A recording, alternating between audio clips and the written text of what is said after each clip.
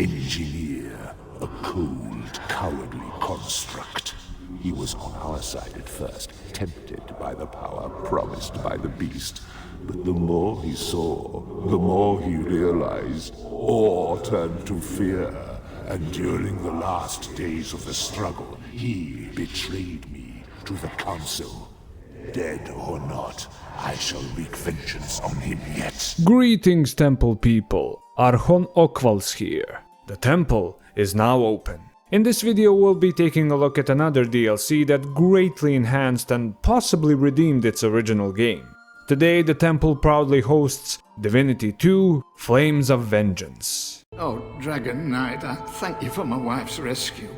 But did you have to let her out of the house? Although it's only my third favorite DLC of all time and it does not provide the same number of lessons as some other DLCs, it is nevertheless a criminally underrated DLC from which both audiences and creators can learn something valuable. I'd like to show you how, even if you are limited by time and forced to almost entirely cut out the thing that defines your creation, you can still create an amazing experience for your audience. Surely you must have heard of my famous coq bourré. If you decide to stick to the end of the video, you will be a more flexible creator, or an audience member who can detect quality content much easier than before. So, without further ado, let us break our crystal prisons, teleport into Alaroth, and release our Flames of Vengeance. But first, a word from today's sponsor, Madame Eves. But think of my establishment, my dearest Raymond. I need to satisfy my clientele. They desire the amorous touch of Aphrodite after all.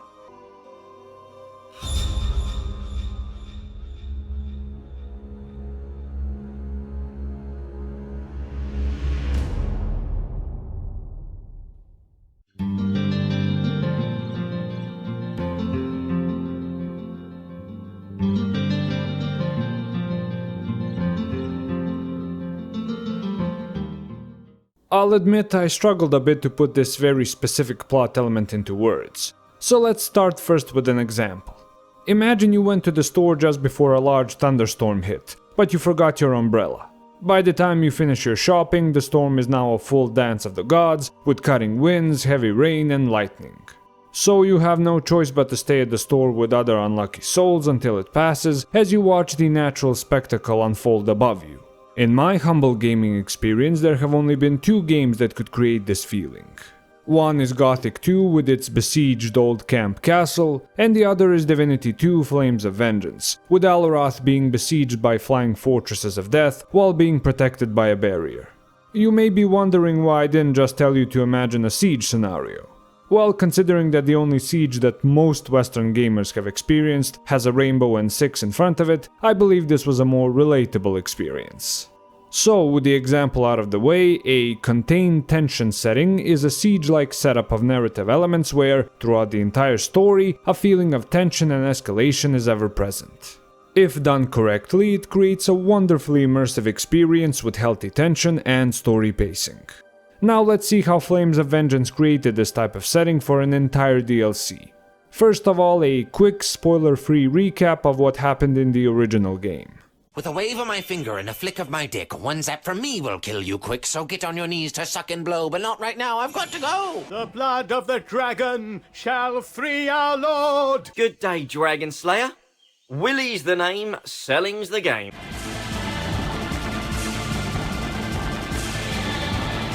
You shall pay yet for the atrocities you committed!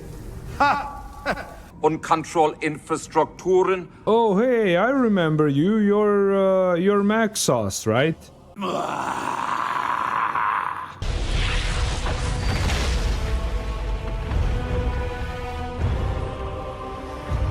Take them to the vault. There they shall be with the betrayer. Forever. As that clip clearly explains, you fucked up big time. Not only did you not defeat the big bad, but you basically achieved his goal for him and handed him the city of Alaroth on a silver platter. At the same time, you found yourself imprisoned in a different dimension. From this crystal prison, you would be forced to watch horrific sights that you would be powerless to stop. The destruction of Alaroth, the massacre of its people, and worst of all, YouTube reaction videos. However, thanks to your old pal Zandalore, you would not only get a chance at liberty, but also fiery vengeance. Let me make something clear. No barrier scene in gaming will ever top the one from Gothic 1. Fight me in the comments. But damn if Flames of Vengeance doesn't have the second best barrier scene in gaming.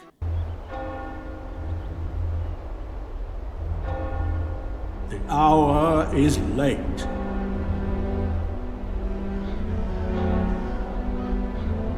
A hero was lost. And the enemy approaches to render all in fire. Alaroth, I'll guard you yet. May deliverance alight as I become your aegis.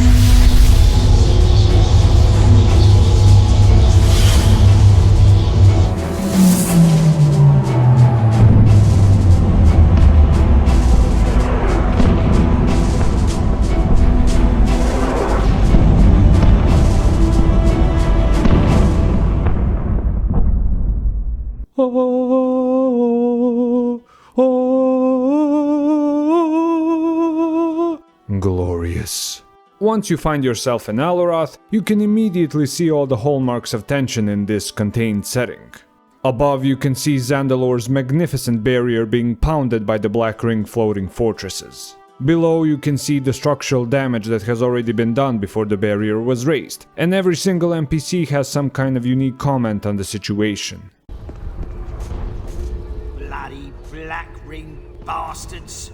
Took half a century to build this place, and now look at it.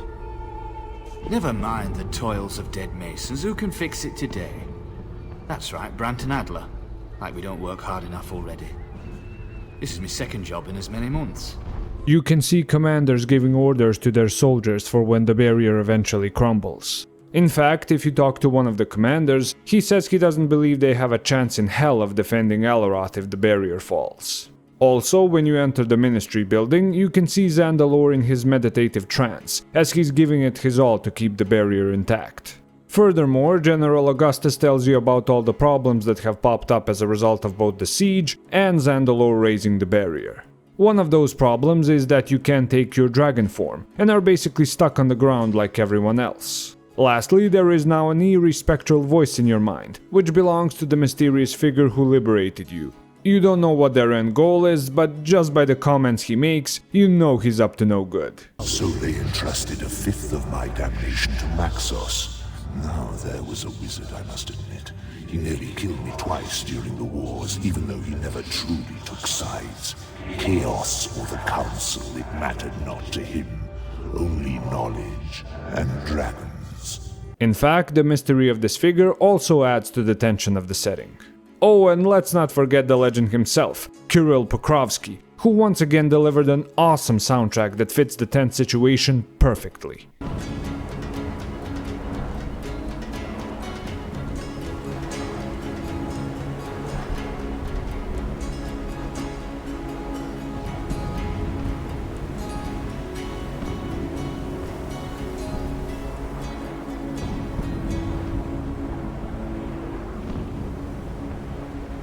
So while the definition of the contained tension setting may have been more complex than I would have liked, its implementation is thankfully not. The good news for both game designers and other creators is that the lessons are pretty universal. Whether we are talking about a game, book, or TV series, applying this lesson comes down to understanding the power of limitations and tension. You can take a single settlement, fortification, or even an entire city and lock it in some kind of state of crisis and tension. You can also limit or completely remove a certain power that the protagonist may have in order to raise tension in the story. And yes, while a siege by an enemy force can be the optimal way to use this setting, there are other options as well. Perhaps the tension is caused by a plague that broke out in the city. Maybe there is a supernatural phenomenon that affects both the denizens and the environment. You can even use something like being trapped in another dimension as a contained tension setting. If you're a game designer or screenwriter and thus have access to visual and audio elements, ensure that there is at least one striking image or soundtrack that complements the contained tension setting. It can be a barrier surrounded by floating death islands, a dense foreboding fog, and of course, an ominous seed ring. Let me also give you an example of the kind of soundtracks that you can use.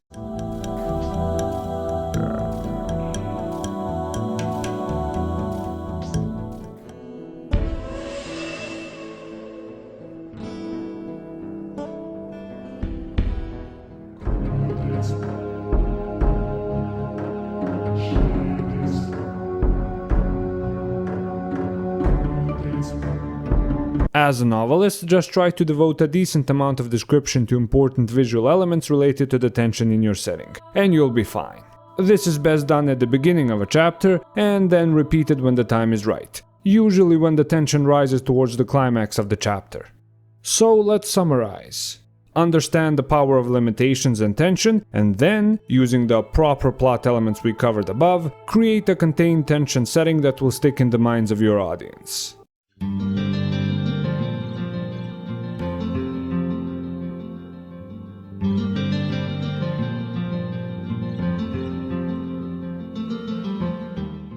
I'd like you to imagine a scenario. You're a popular game designer / screenwriter / novelist whose work is renowned for a certain feature praised by all.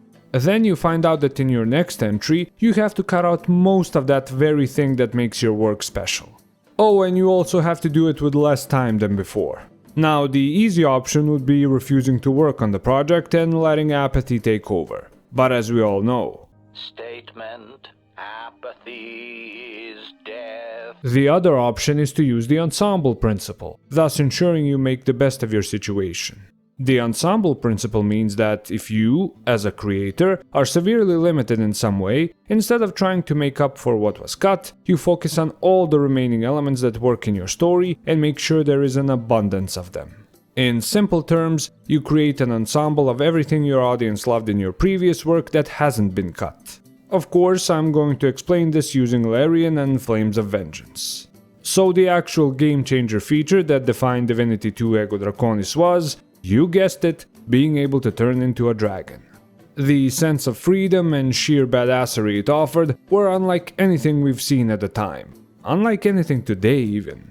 Although it was a bit janky, I'd say it had little impact on the fun factor. So you can then imagine the fan reaction when such an important feature was all but absent in the DLC. So yeah guys, we know you were unhappy with the original ending, so we're gonna give you a DLC full of fun content that's going to provide you with some closure. But we're gonna have to cut out the dragon flying and combat. I have no doubt in my mind that this was due to a lack of time, and Larian scrambling to appease a lot of the fans who were angry with the original ending. The reason I did not put the lack of dragon flying in the lessons from failure section is precisely because of how Larian used the aforementioned ensemble principle. Larian knew this would be a major blow to the gaming experience of the DLC. But instead of creating some half-assed limited dragon flying zones, they instead chose to put together an ensemble of everything us fans loved about the first game and turned it up to 11. Were you a fan of the grand lore elements from the first game and wanted more? You got it, and not just in plain text form, but voice acted and relayed in an interesting manner. My two favorite instances of this are the lore hints dropped by the mysterious voice in your head as you go through the main story of the DLC. One to add to the collection. Jake wore. I recognize it. This perennial pilferer must have stolen it from Theleron Hashnitor, a commander of the Council during the Wizard Wars. Hashnitor the Hypocrite, as I like to call him. Yes, he opposed chaos, then spent a long undead life in pursuit of similar powers in catacombs above my very head. It was your crystal-confined friend who ended him at his own request, long ago in the darkness beneath this city. Also, when you visit the secret Alaroth archives. Not ladylike, or merely what you do not expect, you male pig.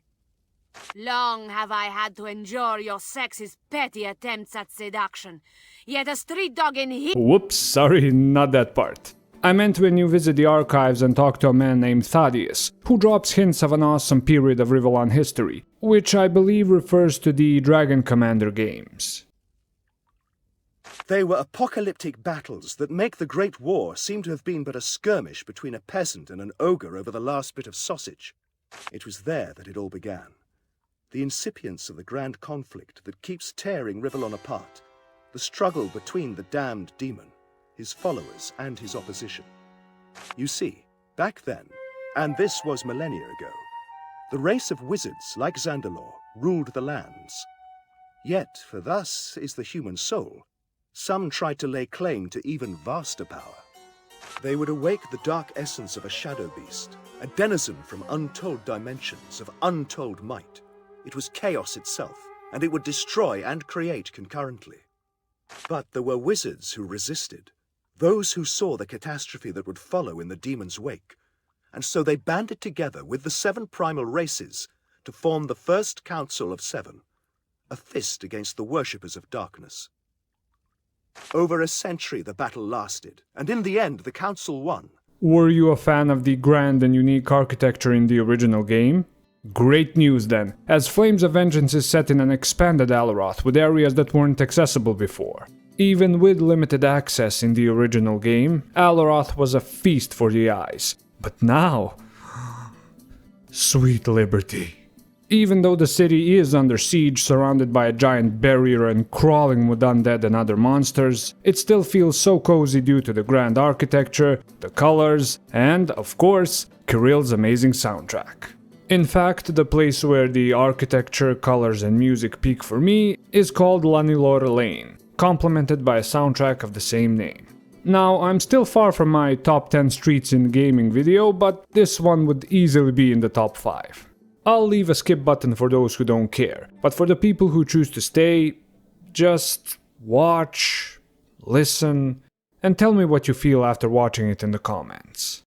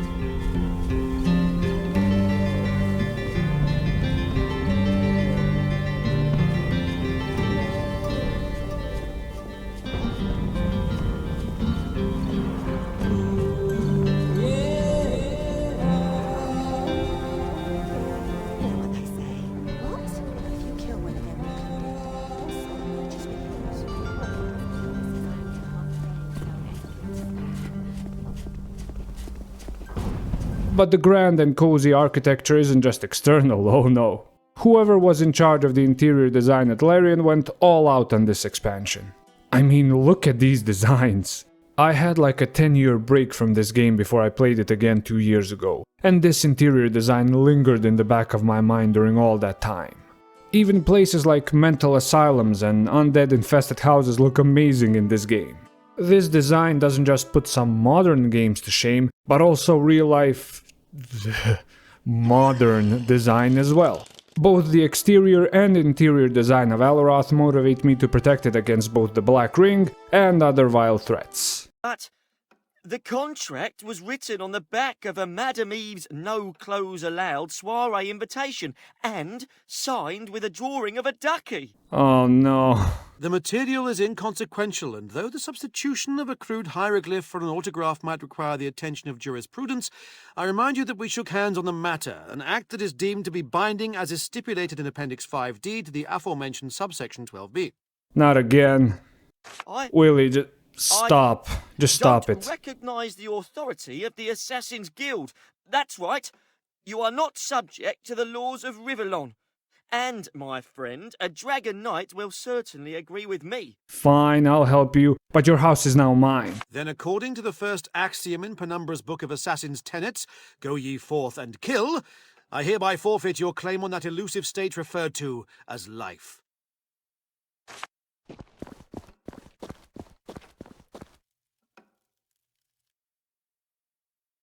The device has been activated, Dragon Knight. Quickly now! This place will be in flames in a matter of moments. What? No, you bastard! Do you know how much I love this architect? Were you a fan of the jolly, good-natured humor in the original game? Well, not only do you have even more of it now, but it's even better and more bizarre. We have people throwing sausages to lure the undead, a man hoping to cook his way out of the apocalypse, Alaroth alpha males, people getting turned into horny vegetables, and as already mentioned, Willy.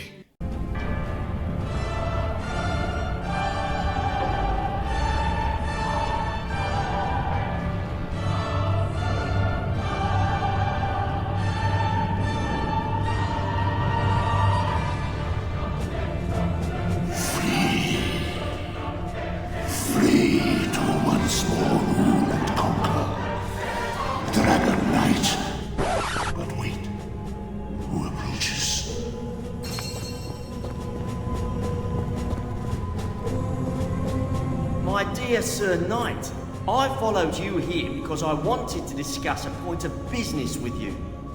But someone lives here, and these tunnels are mine. One fair and square in a game of poker with Deodatus. And no one left this place in millennia. You owe me like 3,000 years in rent. I'm rich. Rich! Look out, ladies, here comes the new Willy. How refreshing to be confronted by the stupidity of humanity again. I have no such amount of gold, little man. I can offer you but chicken feed.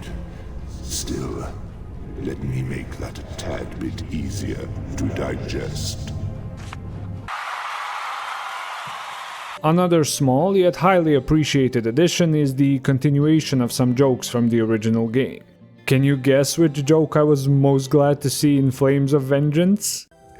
If you bring it to me, I shall be very grateful. No problem, buddy. One more thing. When you're in the Hall of Echoes, could you tell a soul called Amdusias Maxos and say it was I who sent you? He'll know what it means. A strange request, but I will do it if I can. Maxos. I'm certain this Amdusias will be glad to hear from a friend, even in death. Of course, the jolly humor is just a topping for the main dish of this expansion, which is the amazing quest design.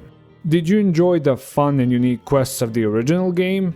Well, Flames of Vengeance is jam-packed with memorable quests. If you remember, I mentioned that I had a 10-year break before playing the entire Dragon Knight saga again, and during that time, images from these quests were still stuck in the back of my mind.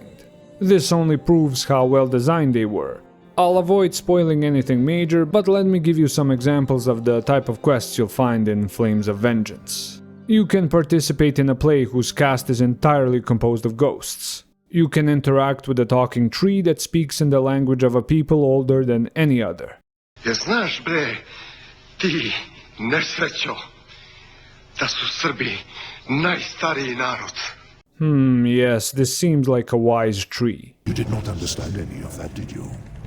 The linguistic skills of dragons these days are quite deplorable. Try and find a good library. There must be an ancient grammar book somewhere in this rat hole of a town. Or you can help a reaction YouTuber find his conscience. What? Divine save me, this is terrible. Gods, what have I caused? Maybe you feel like Alaroth's defenders need a little bit of help. How about recruiting some savage goblins to help boost morale? The greatest city, the best city. I walked in here and said, wow, what a city. Fuck, I need to cut this part out or I'm gonna lose half my American audience. Do you remember how in the original game there were certain quests that, if you remove the humor, were actually super dark and depressing? Well, good news if you were into that, because Flames of Vengeance has a good amount of horror as well. My favorite quest of this type is where you meet an angry ghost called Caracalla, who is raging at his fellow companions for simply mourning him and not avenging him. You agree to help him and follow him to his house, and holy shit, I did not expect a quest like this in Divinity. Basically, the darkness is your enemy here, and your foe is a malevolent invisible force that you have to beat. I have to say that the first time I encountered this quest I was a bit more than just unnerved.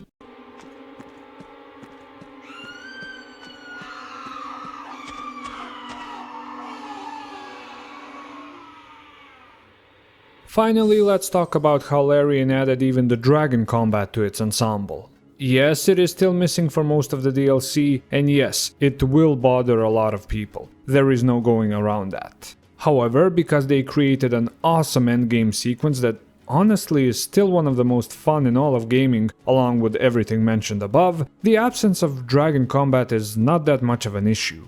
In fact, because of this well-designed endgame sequence, the dragon flying, although short, is used to its full potential. I mean, come on, you can't tell me this doesn't get you hyped up at least a little bit.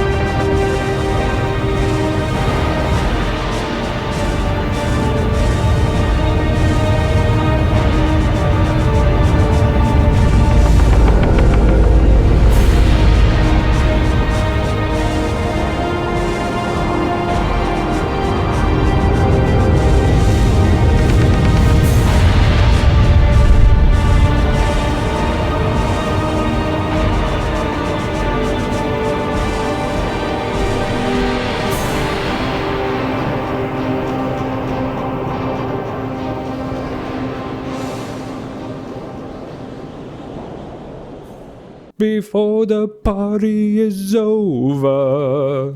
So let's sum up what Larian did. Instead of dwelling on the lack of their defining gameplay feature and creating some shitty replacement, they instead chose to identify, appreciate, and support everything else that made their original game great. In other words, they created an ensemble of superb grand lore, grand architecture, jolly good humor and horror, as well as unique and interesting quests. Now, time to see how different creators can apply the ensemble principle to their own work. I'll be honest, novelists, I really don't see how you can find yourself in a scenario in which you are forced to cut out the majority of your novel and then have to rush it out as fast as possible. The only situations I can think of are bad publisher deals, an overestimation of your abilities, or, God forbid, life-threatening diseases. So whether it's one of these extreme scenarios or something else, here's how you can apply the ensemble principle. Identify the plot lines that your fans care most about and devote your shortened novel to either fleshing them out or finishing them. Within those plot lines, create an ensemble of fan-favorite characters, locations, and plot items while cutting off all the extra storylines that won't really add much to the fan satisfaction. For example, let's say your fans were really invested in a somewhat generic but still interesting plotline about a lost heir to the throne. However, due to the burden of creativity, you are unable to finish it. Fuck all the other unimportant bullshit that your fans don't care about. You have identified which story matters to your fans, you know what will give them the satisfaction they need, and that should be your only focus. Take some of the important bits from the other storylines and combine them in an ensemble with the fan-favorite plotline. It's not ideal, but a million times better than not giving the fans anything or, God forbid, rushing everything to the game designers. In your case, I can definitely understand how you can find yourself in this situation. Game development has always been difficult, and today it's not an exaggeration to say it's hell. If you do find yourself in a similar or worse situation than Larian, I really think the ensemble principle can help you keep your fandom and possibly your studio alive. But in order to understand what your fans love, you must utilize your social media, specifically the surveys. Even if you're the hottest studio at the moment, always keep tabs on what your fans love and what really matters and does not matter to them. That way, if you are ever forced to cut a huge amount of your game, including some defining features, at the very least you'll know what you should do your best to preserve. Trust me, just showing your fans you care enough about their interest will go a long way in the future. So you already have Larian's example and how they handled having to cut dragon combat for most of the DLC. However, they still had a lot of awesome things to fall back on. Grand lore, architecture, humor, etc. Let's see how the Ensemble Principle can be used in an even more difficult situation. Say you had a detective game that required the protagonist to use a special power in order to progress through the game, which the fans loved. However, for some reason you had to cut this feature either from the DLC or the entire sequel to the game. The fans are going to be pissed, there's no doubt about it. However, let's say they loved the quests and locations of the first game. The first thing you should do is give a good story reason for why the power is gone. Trust me, it makes the pill much easier to swallow. Second, you should take at least 3 types of quests your fans loved from the OG game. Lower their number, but make them solvable without using said power. Think of it as immersing the fans through limitations. The protagonist can no longer just rely on a huge advantage from before, and neither can the fans. So by solving the quest using some good old logic and quick thinking, it can feel a lot more rewarding if done right. This does, however, mean putting in the extra effort to make sure these quests are as fun as before, even without the special power. You can't be lazy and just copy and paste some content to plug a gaping hole in your game. Finally, if the fans really loved a certain location from the first game, set it there, and allow them to see it from a different perspective without the special power. You'd be surprised just how much an experience can change with the removal of some key elements. And that's it. With a good story explanation, a redone quest design, and fan-favorite locations, you have successfully created an ensemble of everything the fans love, and hopefully bought yourself some goodwill until you can remedy the situation. Screenwriters, the advice for you is pretty much the same as for the novelists, in the sense that prioritizing the fan-favorite plotlines should be your #1 priority. However, I would argue that you are in an even more difficult position since you have multiple groups of people relying on you, from actors all the way to the crew on the set. Furthermore, you have budgetary and environmental constraints. So apart from just prioritizing the right plotlines and creating ensembles of fan-favorite characters, locations, soundtracks, etc., you can also, if possible, try to optimize the filming conditions. Talk to the director, the actors, or the crew to see which filming conditions work best for them, and modify the script accordingly. Now, this may be a huge pain in the ass and may not even be possible, but if you're already creating an ensemble of everything the fans of the show or movie love in order to make up for the huge amount of cut material, then at least make sure the people in the ensemble are as comfortable as possible. Trust me, the fans would much prefer a shorter movie with their favorite scenes than a longer one with mostly pointless scenes. Whew, that was a lot to unpack, but in the end quite worth it, I think. Now let's move on to...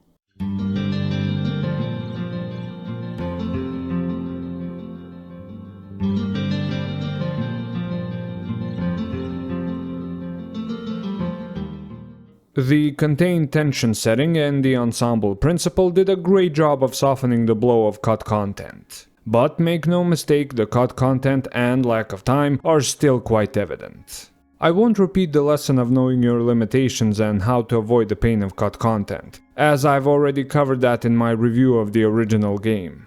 I'll focus on how, even on a smaller scale, the cut content can lead to big disappointment. I'll start with the nitpicks first and work my way up. Larian, I'm so grateful you set this DLC in Alaroth and gave us the opportunity to marvel at its grand architecture. However, I must ask, why did you feel the need to segregate it using these gates? It doesn't matter if there is no content in these parts, you should have given us the entire city just for immersion's sake. Furthermore, I am grateful for the awesome new sets in this DLC, with the Dragon Wizard set being my favorite. But I'm still confused as to why there are no Battle Mage staffs. They could have had the same animation as the two-handed swords, I wouldn't have cared, just as long as I had that staff game going. While I still love the combat and magic of Divinity 2, I think these filler undead caves were a bit lackluster. Yes, I know they are there to grind XP, and yes, you do need the XP, but honestly, I think more plot-appropriate enemies and quests would have been a better choice. For example, you could have had the Black Ring soldiers try to burrow their way under Zandalor's shield, to try and get into the city. The breaches could have happened here and here, followed by a combined Black Ring assault here. Then it makes complete sense for you to find caves full of Black Ring bastards as they try to break into Alaroth. Although to be fair, Larian did have a quest in which the Black Ring tried to break in through teleportation. However, it was more of a meme than a real and serious breakthrough attempt. Now for the bigger issues caused by the cut content.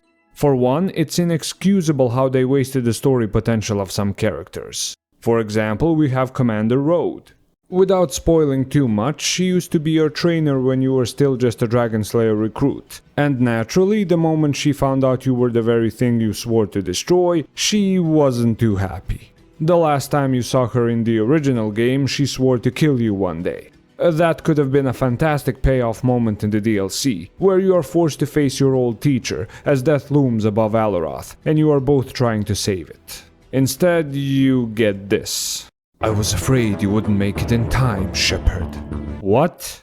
To be fair, this DLC does live up to its name, as you get to flame your vengeance all over Damien's shitty girlfriend Yugurna, who screwed you over in the first game. However, you don't have any interaction with her until the very last boss fight. This is a shame because this could have been a great opportunity to fill in some major plot holes from the first game. Mainly about how exactly Yugurna managed to trick everyone into this mess. And of course, the final victim of the cut content and the lack of time is, well, the antagonist himself.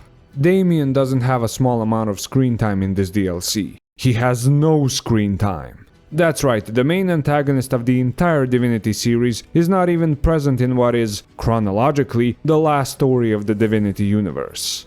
Let's get something straight. Adding Damien next to Yugurna in the final battle, only to kill them both off, would have been labeled as a rushed, unsatisfactory ending. I won't argue with anyone who makes that point. However, time for a temple question. Would you rather have an ending that at least provides some closure, or be left with a cliffhanger for a very long time? Comment below, I'd like to hear your answer as it's not an easy one. I myself would choose the second option, if, and I repeat, only if, Larian releases Divinity 3 and wraps up Damien's story. It has been about 15 years since Flames of Vengance was released, and suffice it to say, I don't have a lot of hope at the moment. If Larian comes out in the future and goes, yeah, sorry, we're not finishing Damien's storyline, then I'm switching my answer to the first option. So, let's see what we can learn from the failures of the Flames of Vengance. Thankfully, the lessons can be divided quite easily into two main points. Don't ignore the little details, and always think long-term when cliffhanging your audience. Although Alaroth being segregated, the lack of mage staffs, and the lack of plot-appropriate quests are individually not a big issue, nitpicks even, together they can pile up into a bigger issue. Over time they can become more noticeable to those who pay attention, and thus hinder the experience. It's easy to fall into the, well, with one of the major features missing from my work, who the hell cares about a few tiny details mindset. However, trust me, anything you can do to stem the bleeding of cut content is worth it, no matter how small. Finish that one plot-related side quest, add that special cosmetic item, and give as much space to explore as possible in fan-favorite locations.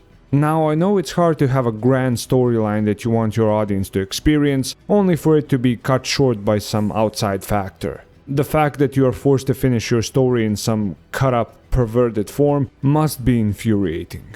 I get that. Trust me, no one has any arguments against that. By no means am I trying to say that you should rush and wrap everything up in some shitty finale, completely destroying the goodwill you built up with your fans over the years. But if you know your audience will be left on a cliffhanger for who knows how long, consider these questions. Even though I'm short on time, can I still cover up some plot holes that could bother the fans for years? Could I offer them a satisfying conclusion to a certain relationship the protagonist experienced during the story? Should I let them defeat the big bad now in a somewhat appropriate battle, rather than never giving them the battle in the first place? If you answered yes to any of these questions, then do it. Trust me, if the fans know you gave it your all despite being short on time, they'll stick by you until you get back on your feet. For example, let's say instead of a grand, epic set-piece finale that you had in your mind, you instead give a simpler one in which the story ending, although not perfect by any means, gives the fans some much-needed closure. Because you did your best to make sure the characters and plot holes were as covered as they possibly could be, the fans can at least accept this imperfect ending. As a bonus, you also get to maintain the goodwill you built up with them. So, let's sum this all up. When faced with a situation where, for a variety of reasons, you are forced to cut a huge feature of your story, you're going to have a bad time. I don't want to BS you because it's a really hard situation to get out of. However, if despite the hardship, you show your fans that you're giving it your all to add as many minor or major details to the story so they can have as complete an experience as possible, then you can survive this. Maybe you can even thrive, like Larian did after Divinity 2, the Dragon Knight saga was complete.